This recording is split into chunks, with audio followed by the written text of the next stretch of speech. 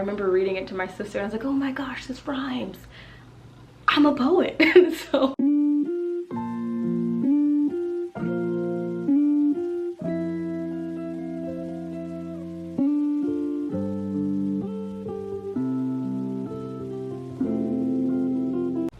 hola beloveds, Antavia here, aka Pen of the Beloved, the dwelling place for the creative, and welcome back to my channel. So today we're going to be talking about poetry. 3 ways that you can start writing poetry today. So it's no small fact that poetry is kind of dominating the area of social media today, and that everybody who has emotions feels that they can take their words, put it in like a notes app, and then all of a sudden they have a poem. And although that is an effective way of beginning to write poetry, that is most often not a poem. So one of the biggest things to know about poetry is, yes, poetry can be pretty emotional. However, just basing your writing off of your emotions most times will not create the best poem.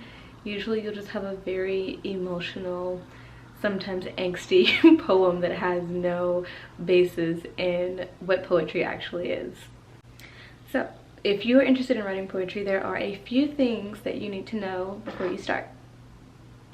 And my chair is squeaky, so if you hear that, it's my swivel chair. So the first thing that you can do if you want to start writing poetry is read poetry. Watch poets even, because there are so many poets that you can find on YouTube, and I believe that good readers make good writers, and it's something my writing professor would tell me often. And for me, some of my favorite poets are John Keats, of course. I love John Keats. Mary Oliver, she's one of my favorites. Of course, Maya Angelou, and then there's Phil Kaye, Rudy Francisco, a lot of poets that are active right now. And so reading poets that you like will help you become a better poet, because you begin to kind of get a feel of what kind of poetry you like. For example, John Keats is a huge poet from the Romantic period. A lot of people, it seems, don't know what Romantic poetry is, and not in the sense of romance, but the Romantic era of poetry. So John Keats, Percy Bysshe Shelley, Lord Byron, like those poets.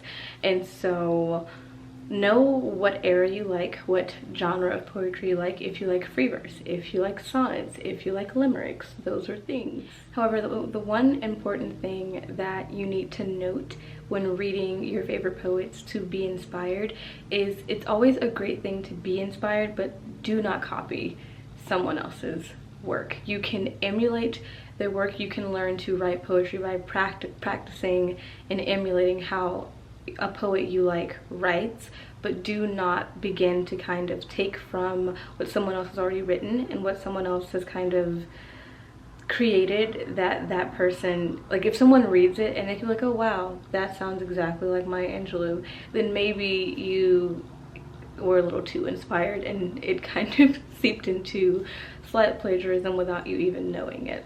But that's a big topic for a whole different video. So in short, study the poets that you like.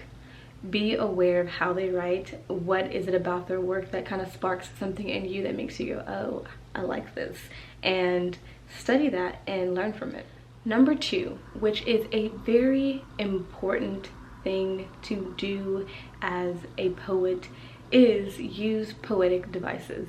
And some of you who might have had English class almost 8 years ago, like me in high school, you're probably thinking, what is a poetic device?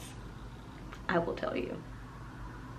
So a poetic device is a form of a literary device in poetry that is imagery, it's alliteration, it is metaphor, those things. An example of alliteration would be the sunlight shone shimmering and the clouds coalescing into a scene of beauty. So you have shimmering, shining, and sun, those are all S's, and then you have clouds and coalescing, which are C's, which brings in that same like rhythm of the first letter of every word being the same letter. And so alliteration is a really cool device to use in poetry that helps with rhythm, it helps with flow. Another thing that I feel like a lot of people do currently in this age of poetry is they kind of forsake imagery. And one of the things that my writing professor would often tell me is needs more imagery. It needs more imagery. And I'm just like, how much more imagery do you need? And you don't have to overdo it, but I do believe what makes a poem evocative, what makes a person feel what it is you are conveying in your work, is imagery.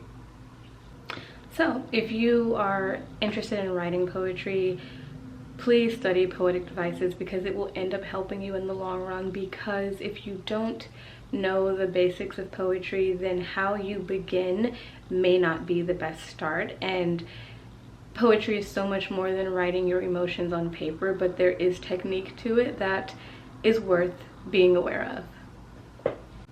Okay, so number 3 is write as often as you can, but do not seek perfection. Just don't seek perfection. So for me, I started writing poetry when I was around, I want to say 12 or 13, and it was my first poem that I remember was a very rhymey little poem about one of the main characters from the Click series book. Her name was Massey Block, and it was about a clock, and it was like, it was a moment for me. And I remember reading it to my sister, and I was like, oh my gosh, this rhymes, I'm a poet.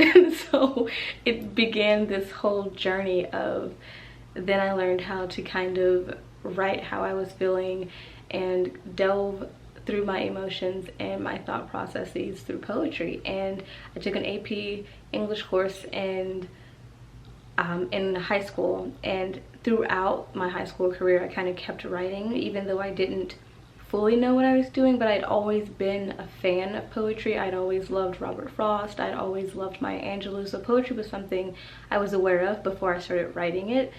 But one of the things that I used to do that I kind of miss is I would write just because. I would take out this little folder of scrap paper and I would just sit in my room and write all of these dramatic and somewhat angsty poems about my life. And it ended up being a passion. I went to college for it. I studied it. I'm still studying it, and I'm a poet. So the important thing about writing as often as you can is that writing really does help. Having a routine, which is something I myself am still developing, is it allows you to be able to continue this like muscle. Like writing is a muscle, and not everything you write will be perfect, but the progress will be on the paper. So say for example, November of whatever date today is you're watching this video, you start writing every day until February 1st of 2021. You will see a significant difference of the poetry you start writing today versus what it will look like 2 months from now. And so one of the important things to remember is that as you are writing, do not make it perfect in the moment, because in the moment it won't be perfect. Sometimes you'll have those days where you're like, wow, this poem is amazing. Other days you'll be writing and it may feel like a bad poem, but keep writing anyways. Then come back to it and you might like it. So if you enjoyed this video, don't forget to like, comment, and subscribe. Let me know in the comments below if you are into poetry, if you're writing poetry, or if you're interested in poetry. Poetry is a passion of mine, and I always encourage people to write because I think it's one of the most beautiful processes in the world. It helps us understand ourselves, understand the world around us. It's a beautiful kind of artistic thing that will never go out of style, as we've seen from the romantic periods, before the romantic periods, modern poetry, the beatnik era in the 50s, and even now this huge surge of Instagram poets where everyone is understanding poetry in a new way and creating a new generation of poetry that 50 years from now may be drastically different than how it was 50 years ago for us. But yeah, if you like this video, don't forget to subscribe, leave a comment, and stay creative. If you find the one, you should never give her up. I think it's the way life changes when in love, yeah.